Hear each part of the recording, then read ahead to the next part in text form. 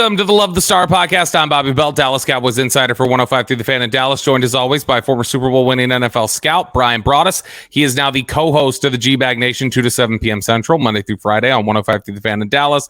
And he is also the pre- and post-game co-host on the Dallas Cowboys radio network and a big Texas Rangers fan, if you can't tell from behind him there. He decorates his walls like that now. Brian, how you doing today? I'm doing well, Robert. Thank you very much. I seem to have the same problem you have at your place. Yeah, the internet. I just actually was at home, and 5 minutes before I do another show with Voch Lombardi before we the great Voch Lombardi Fridays, yeah. And so, internet very spotty. You know, don't want to be into a broadcast and all of a sudden have it drop or be all wonky and all that. So, I'm here in the Texas Rangers engineering studio, I guess, at the station, doing a little work. But, and I found myself now having to spend more money to get more internet. I thought I had enough internet. Yeah. Now I'm having to spend more money. So we'll see if the more money and more whatever they call that stuff works. Yeah, it's funny how those things work. How, you think you're set, and then it's like, no, you gotta pay us some more to think. There's a lot of companies who are letting us down right now, Brian. But I will tell you one of them who is not as our sponsor today, and that's Chill Boys. Chill Boys never lets us down. Yeah. And no matter how much we're sweating our bills, we're not sweating our balls off. Thanks to Chill Boys. Yeah. So if you want it, go over to chillboys.com, use promo code STAR, 15% off your order. They've been great partners so far to us, and absolutely love them, and they're hooking you guys up. So again, thank you to them for being our sponsor. Go over to chillboys.com, promo code STAR. Bobby, real quick, I was driving in, and I heard you were doing your radio show in the morning. And you were at the fire station, right? Yep, in Garland, station number 3. Chill Boys was involved with that. So you and RJ and everybody was talking about Chill Boys. Seriously, guys, gals, these are super underwears. They're perfect. I'm kind of an embarrassed guy of talking about underwear, but I'm not embarrassed about talking about these underwears. Great colors, great comfort. Bobby gave you all the information, man. Seriously, I'm not steering you wrong. You know, big guy like me, you got to have comfortable underwear. Exactly. And this is comfortable underwear. So check them out. We gave away for sure. We gave away 3 gift cards out at the Firehouse store today. Those are going to be well used. Trust me. People were all over them. So again, check them out. Socks too. They got really good socks. Yeah, they've got a lot of different things that you can order over there. And so check them out. And like I said, 15% off your order. Promo code STAR. All right, Brian, we are now post NFL draft. Obviously, one of the big discussion points for people is, well, it doesn't look like you have a starting running back on your roster right now. You went and signed Ezekiel Elliott, but is he a starting running back? Is Rico Dowdle going to be healthy enough to be a lead back? Do they still go out and add somebody, which there's not a ton of options out there on the free agent market right now? Do they potentially find themselves in an Amari Cooper situation? Yes. Where, they've gone the Deontay Thompson, Allen Hurns are out, and then they go, well, guess we're trading for somebody. Yes. So lots of different ways they can go for the running back position. But today we're going to kind of take an overview of where the roster is as a whole. But I think that's the blinking light right now for everybody is the running back position. So let's start there and just kind of evaluate where the Cowboys are post NFL draft. Brian, if I were to tell you they're going to enter the season with this current running back room, that's going to be the group, and you're not going to add anybody else. Short of injury, who do you think is the starting running back, and what kind of workload split do you think this present group would be looking at? I believe Rico Dowdle will be your starter. I think Ezekiel Elliott will be more of the role of a short yardage, third down type of a back. I'll be interested to see if they find any actual carries for Deuce Vaughn because he has juice. Maybe with this offensive line, the new configuration with a different center, maybe a different left tackle, they can find some gaps, maybe play a little bit better to his strength. Maybe it becomes a zone blocking team more than a man blocking team. We'll see. I think they kind of can do a little bit of both. But I think that Dowdle – I was talking to somebody in the organization yesterday about this, and I was asking them about the third round and what they thought of the backs. They liked the backs that we talked about. Mm-hmm. They liked all the backs in the draft, but when the third round came and gone, they ran out of backs. Their weight from the time that they picked at 87 until they picked again at 171 was too long of a wait. If they would have had a fourth round pick, things might have been different for them strategy wise at the running back spot. But they suffered. They suffered. Well, okay, I shouldn't say suffered.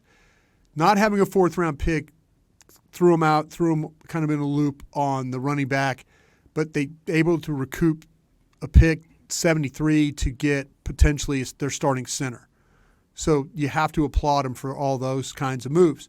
But it was too long of a wait, and they lost out on some really good quality players. My guess is they'll start with Rico Dowdle.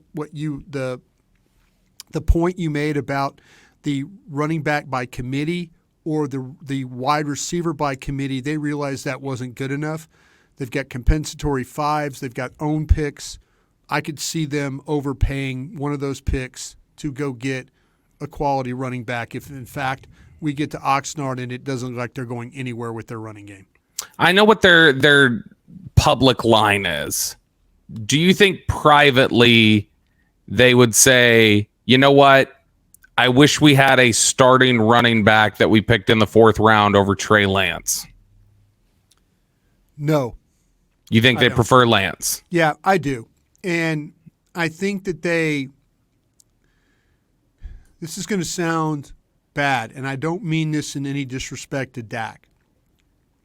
I could see if things don't work out with Dak, again, if it just doesn't work out. Yeah. If they don't get a contract extension and he leaves, I could see them offering Trey Lance a Jimmy Garoppolo type of a contract, a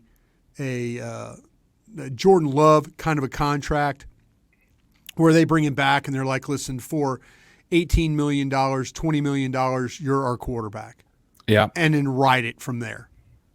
That I think they were trying to set up the possibility if Dak were to leave and be ahead of the game by 2 years. Yeah.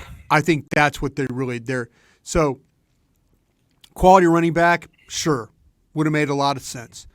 But I think their thought about Trey Lance, they likely had Trey Lance on their board higher at a 1-2-0, which could have been player last year. Say they had 20 names, he could have been player 21 on their board.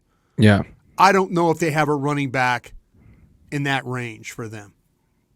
I really don't.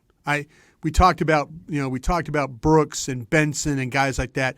I think maybe Brooks might have been the closest to that, but they were trying to get ahead of the quarterback market in case something doesn't happen. If something doesn't happen with re-signing Dak Prescott, that's what I believe.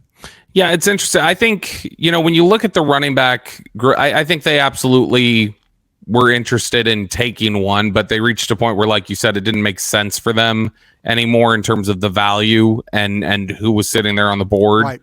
Carson's, in my opinion, Carson the corner from Wake Forest is better than any running back they could have taken at that spot. Yes. Yeah, agreed. I 100% agree with that.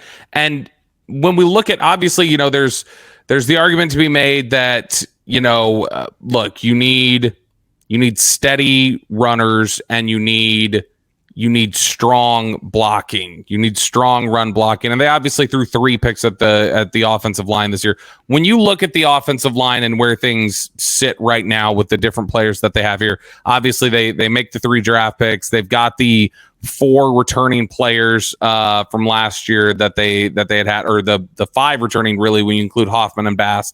And then they've got guys that they have liked at different points. Awesome Richards, Matt Waletzko.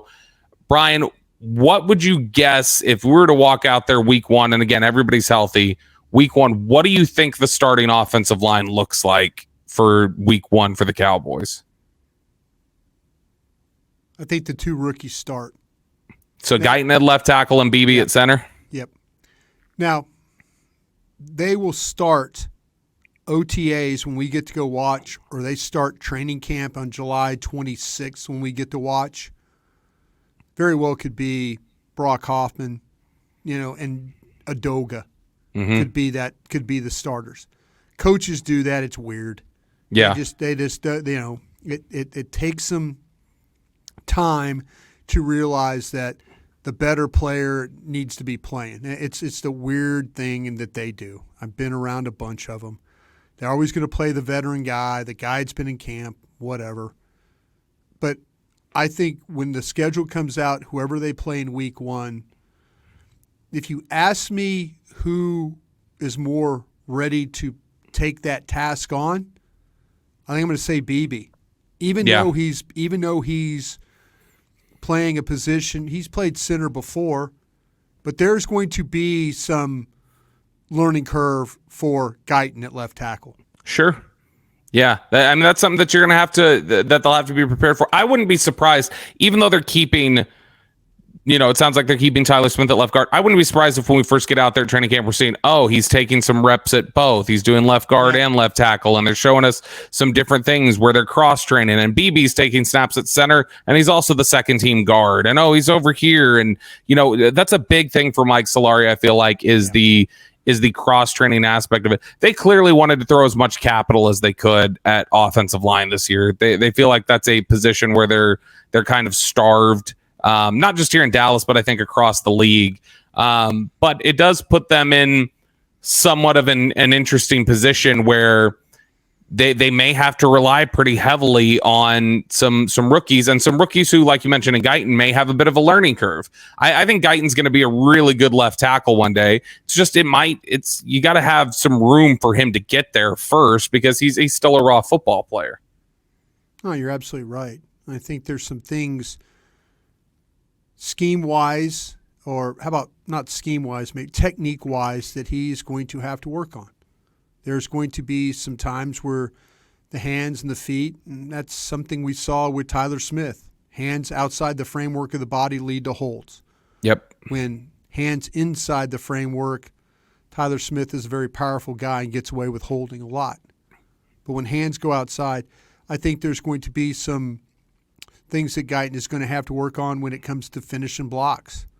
He's a big man. He has got to do a little bit better job of keeping the sustain, or in space, being able to locate, target, and then finish on that. So I think BB's more plug and play right now. But there's people say, Tyler Guyton's a project. He's not a project. This guy's a good football player. Mm-hmm. He's just got some technical things that are going to have to be accounted for. Yeah, the sort of stuff that you expect for a rookie to have to adjust to, and the sort of things that are natural for any player who's coming along. You're listening to the Love the Star podcast. The Love the Star is an Audacy podcast. You can find it on the Audacy app or wherever you get your podcasts. All right, Brian, before we jump over to the defensive side of the ball, kind of take a look at where things are at there. Receiver right now is obviously Cooks and Lamb, and in the past it's like, okay, they're your starters, that's how it looks, but this has become a 3-receiver league in a lot of ways. Mm-hmm. And there are a couple of different options here for them. They really liked last year, before he got hurt, David Durden. I know that you've got Jalen Tolbert here on the roster. Ryan Flournoy was your 6th round pick. How do you think that it feels to me like running back is pretty much tapped out on the open market and stuff like that? If you're going to ask me, where's a spot where they might still snag somebody on free agency late and add them to the group and put them into the rotation? Receiver feels like an obvious one to me, because there's not a lot of experience and not a lot of depth behind what you're working with CeeDee Lamb and Brandon Cooks.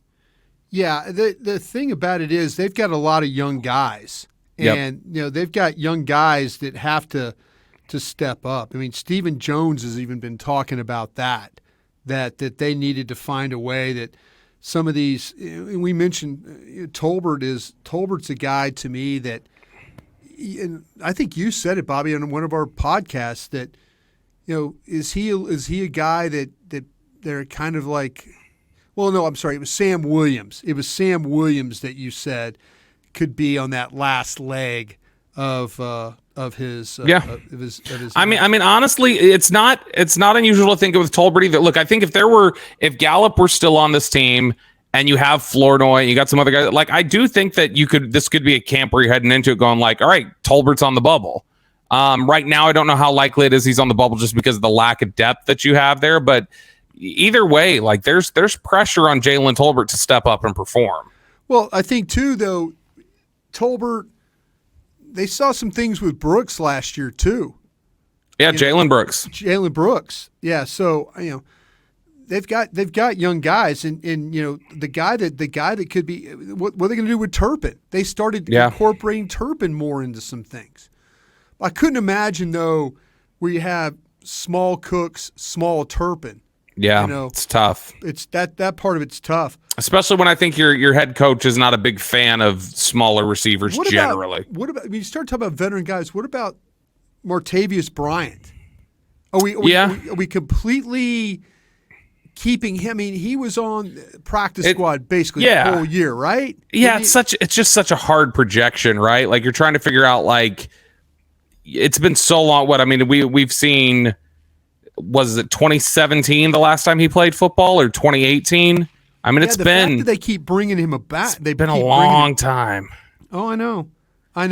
But I mean, you're also facing depth issues, and you're facing questions where you've got to potentially look at that as an avenue.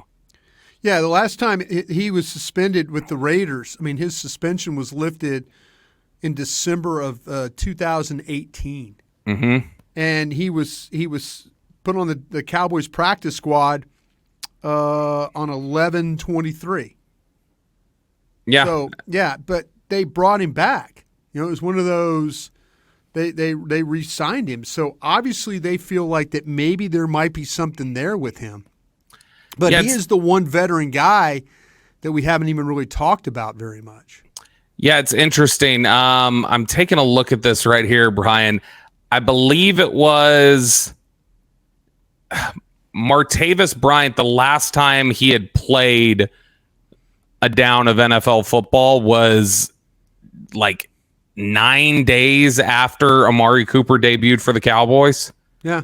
I mean, they were Raiders teammates together. Yep. They were playing in the same games together. So it's been a while. But look, you're also talking about, again, Brian, like you make the point, like there are questions about your other options and Tolbert and Flournoy and guys like that. Do you think Flournoy is somebody at all who pushes for playing time this year? See, this is the problem that I have. I think he's got skills as a pass catcher. I think there's some natural skills to his game. I don't know what kind of route runner he really is. Yeah. And I don't know, is that going to be the learning curve problem where, hey, you have to run a route, you have to run this out here, or you have to go vertical here because we got routes that carry behind you, combination routes, things like that. So to me, the only thing that I see holding him back, and he's an older guy, but it might be the experience as a route runner. If he somehow gets that, if he somehow understands that, or that light bulb goes off in his head, he's got a chance to help you. But if it's one of those things where route depth, where he needs to be, those are all things that. What's the thing that we always, and you love to talk about this, because we interviewed Dak, and Dak, who was the guy, he's always in the right spot. Oh, Dennis Houston. Dennis Houston. Yep. Well, everybody, Dennis Houston. And Dennis Houston got a ton of burn. Yeah. A ton of burn. And because why? He's always in the right place. Bobby Belt was telling me every damn weekend that he was in the right place. That mattered to them more than the upside. It mattered. Yeah. It mattered to them. Yeah. So I think the same thing could be said. Whichever one of those guys, Flournoy, Adams, Tolbert, whichever one of those guys doesn't bust and doesn't just short circuit when they're on the field, will probably get a chance to be the third. Now, let's take a look at the defensive side of the ball. Corner's an interesting spot because Carson is, you mentioned Kalen Carson. I think that was probably out of all the picks they had in the draft, I would bet that Carson was picked. That was the largest gap of anybody that they picked for them between where they had him graded and where he went. I think that was a guy that they thought really highly of and were more than happy to snatch him up in the draft. Brian, is he somebody that you think is, they ran last year, or the plan last year was to be very heavy with Gilmore, Diggs, Bland, and that was kind of going to be your trio. They bring back Jordan Lewis. Kalen Carson has been drafted. Do you think Carson is pushing for legitimate playing time, or do you think this is probably Jordan Lewis's final hurrah? He'll be here in the slot. You got Bland and Diggs holding things down outside, and Kalen Carson is something more for the future. Here's another one of my I was doing the Voch Lombardi podcast this morning, and Voch asked me this exact question, and I'll ask you this exact question. Is one of the best training camp battles on defense going to be Kalen Carson versus Jordan Lewis for the nickel spot? And if Carson is good enough to play, do you put him on the outside and put Bland back on the inside? Yeah, I would. I think so. See, I think, man, maybe I'm overselling Carson here. I don't think I am. No, I think Carson's a really good player. I think the Cowboys think he's a really good player. Yeah, the guy that's in a little bit of trouble right now is Scott. And maybe he thinks, because I think Scott was drafted by a previous regime. Yep. And so he's going to have to prove to Zimmer and others that he can play. This Carson, I think there's some fiery, competitive, tough. There's some just really good qualities to his game. And the way he carries routes, I don't think I'm overselling this guy. I think that he got lost in a really deep cornerback draft. Yeah. I think people lost track of this kid. And they're all going to look back and they're going to go, man, well, just like with Bland. Just like Bland. Like, what were we thinking in the fifth round? Well, how do we lose track of this guy? I think this kid Carson's the same type of player.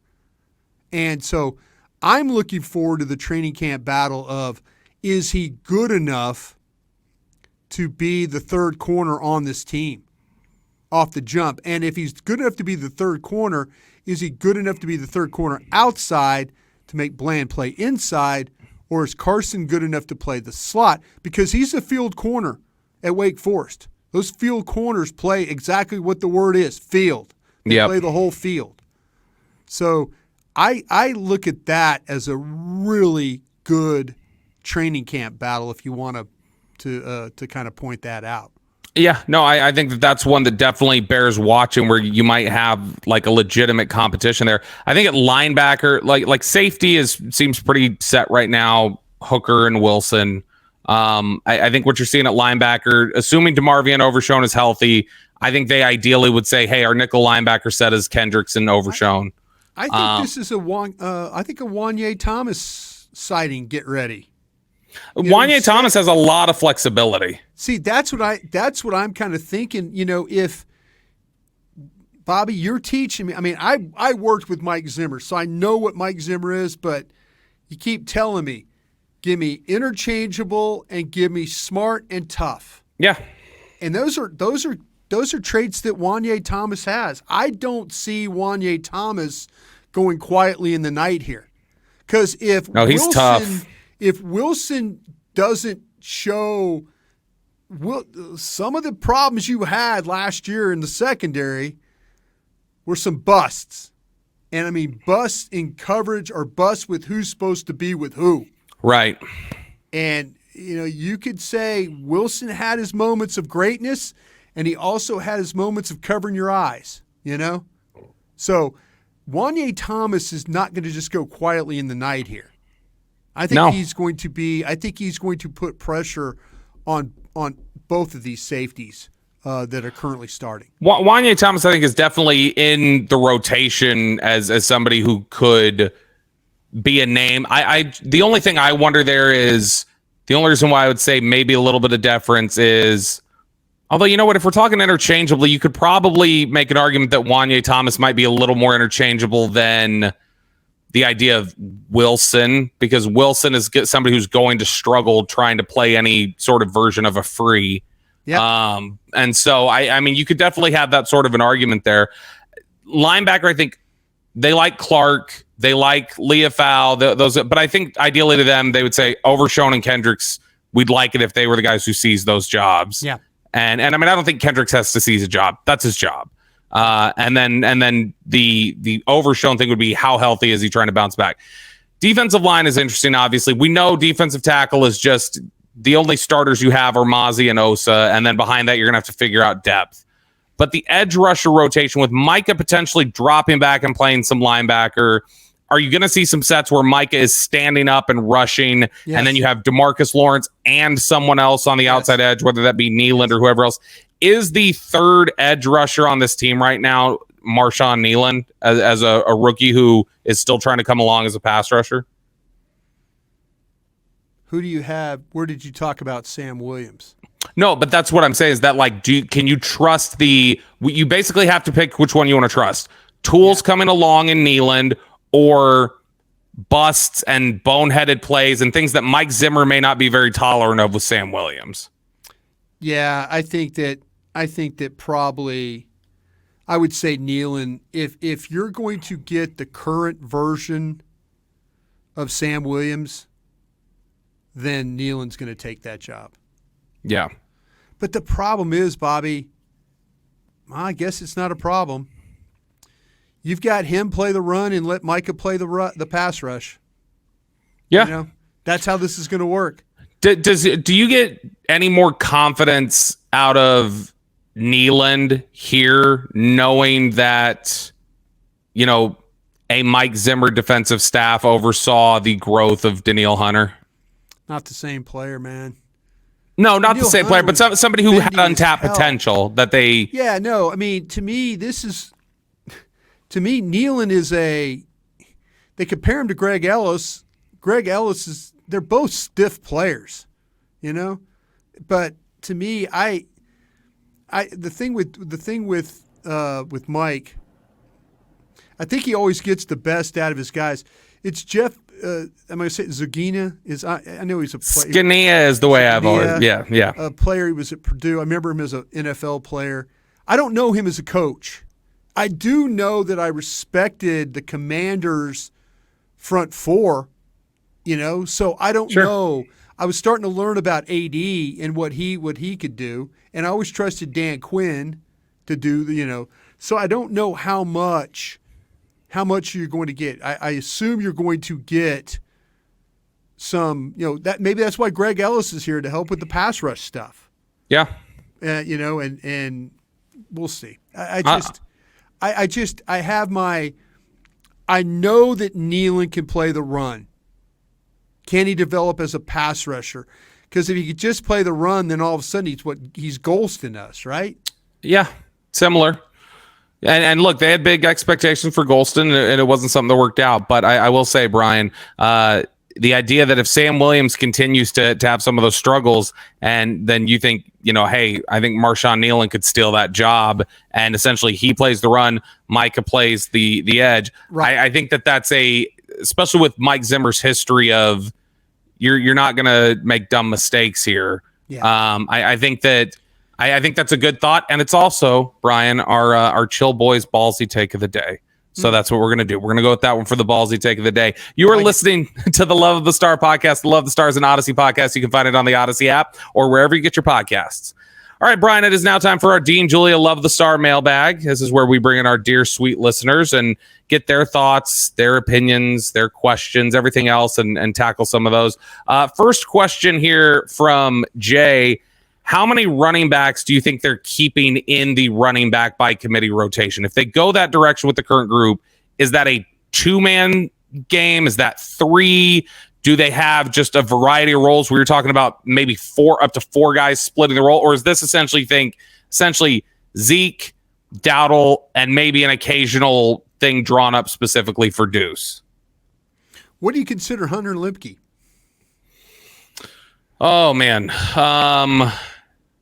I don't know what to consider him, honestly. I honestly don't know how to think about him. Because I think as a running back, he's the third guy. That one's yet to be determined for me, I guess. I don't know how to. I honestly, he's one of the ones who I'm going to have to keep an eye on at training camp and see. Like, I don't know how they view him. I think this is going to sound terrible. How many snaps are you going to find for Deuce Vaughn? Are you willing to let him return kicks? Are you willing to let him return punts? How many times are we going to do that? No, but I'm saying if you're willing to do that, I'm not letting him return punts over Turpin. Sure, but if you're going to let him return kicks, for instance, that might change my then that changes my answer of like how many offensive snaps I might be able to find for him too. Like that's the only reason why I ask. If he is just going to be an offensive player, he's not going to be on this team if he's just an offensive player. Yeah. I still believe in his elusiveness. And if you want to talk about just trying to, I really like the idea of him more so in the passing game than anything else. If you're going to throw him some swing passes and do some different things with Deuce Vaughn in space. We've been screaming for them to throw the ball to the I need to see it at least before I'm willing to write it off. Yeah. I want to see the opportunity given to him. I like Deuce Vaughn. I really do. I think it's a great story and all that, but I'm trying to think of how many plays when I take him to the game, how many plays is he going to give me? Unless he, and hey, listen, all of it wasn't his fault last year. They handed him the ball, and there was no opportunity for him. Yeah. You can't make everybody miss. You can make one guy miss. You can't make everybody miss. Yeah. And he clearly had those struggles. So my guess is they're going to keep three. That would be my guess. And right now you'd say Lipke, Elliott.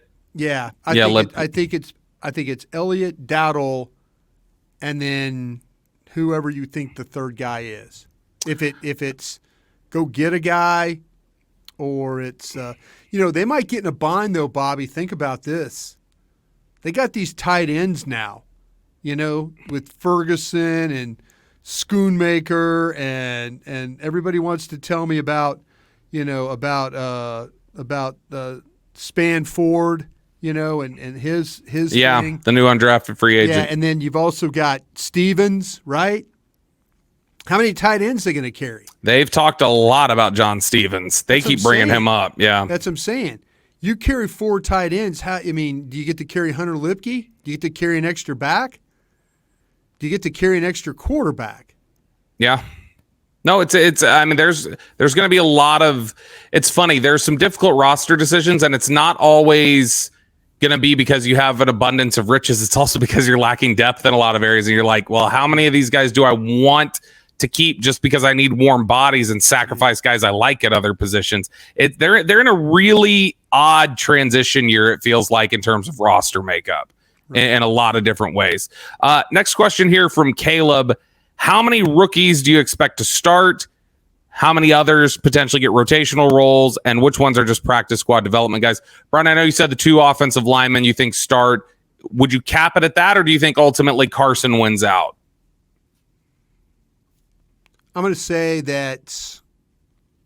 Carson's going to win. I'm just going to throw the I love it. Boys ballsy. Another one. Day. Yeah. You need two. You need two of them, right? Yeah. I think that's a go. So 3 starters. And then what would you say? What about Nealon? Is he going to? Do you think Nealon starts? Because I just don't know if Sam Williams. To me right now, starter right in. Because I would just view it as nickel with Overshone and Kendricks at the linebackers, and then Parsons and Lawrence as the starters. And then maybe in third down situations, you stand up Parsons and add another one, take somebody off the field. I would say you're probably looking at 3. So 3 starters, and then we think Nealon is getting decent rotational snaps, I would assume. We hope, yeah. And then, we would absolutely hope. You hope, yeah. We absolutely hope. I think for run defense, he's going to right out of the gate. And then, do we think Leofau is in the rotation, or is he too far back behind Damone Clark on a 3-linebacker team?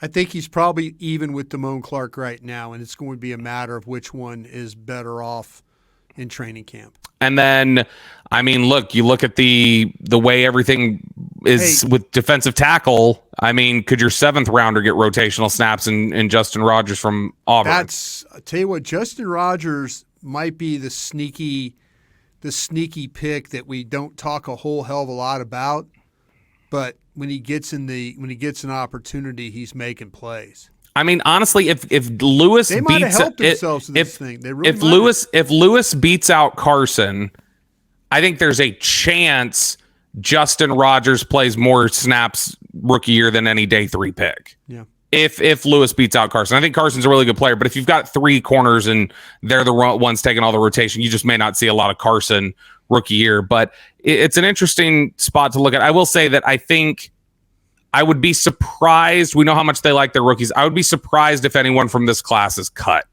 I think they all make the roster. Yeah, I do too. And so the one I'm only a little unsure about, I think, is probably Flournoy. If they find receivers that they like and they just go, well, we'll try to sneak him to the practice squad. Let's see here. Let's go next question from Victor. Is this going to be DeMarcus Lawrence's last year as a Cowboy? I think so. I think there could be a couple of guys that you need to think about. This could be Zach Martin's last year too. Yeah, and I think Lawrence's would be he goes somewhere else. I think Martin's would potentially be retirement. Yeah. But this is again potentially a very big transition year for them. You look at the coaching staff is all on 1-year deals. Your quarterback's on a 1-year deal. Everyone in your quarterback room is on a 1-year deal. Yeah. And so I mean it puts them in a little bit of an interesting position in terms of what's going to be available to them and who all's here for the long term. This could be a very different looking team that we're kind of recapping post-draft next year. Right. We could be talking about a ton of different positions that are, have changeover. That does it for us here today on the Love the Star podcast. Thank you so much for joining us. We'll continue to have, even though we're deep in the offseason and draft is over and everything else, we're still going to bring you 2 episodes every week. We're here for you and all the discussions that you want. Shoot us a note if you have any specific topics you'd like covered. If you're looking for any areas that you'd like us to dive deeper into, we always love hearing from you guys. And again, appreciate your support so much. Remember, go to chillboys.com, enter promo code STAR, get your 15% off at checkout. And we appreciate you. For Brian Broaddus, I'm Bobby Belt. We'll talk to you guys again later. Hey, thanks for watching. If you enjoyed this video, please don't forget to give it a thumbs up and subscribe to our channel for more content like this. If you want to see more of our videos, be sure to check out our playlist and let us know what you think in the comments below. Also, don't forget to follow us on social media to stay up to date on our latest updates. Links are in the description. Thanks again for watching, and we'll see you in the next video.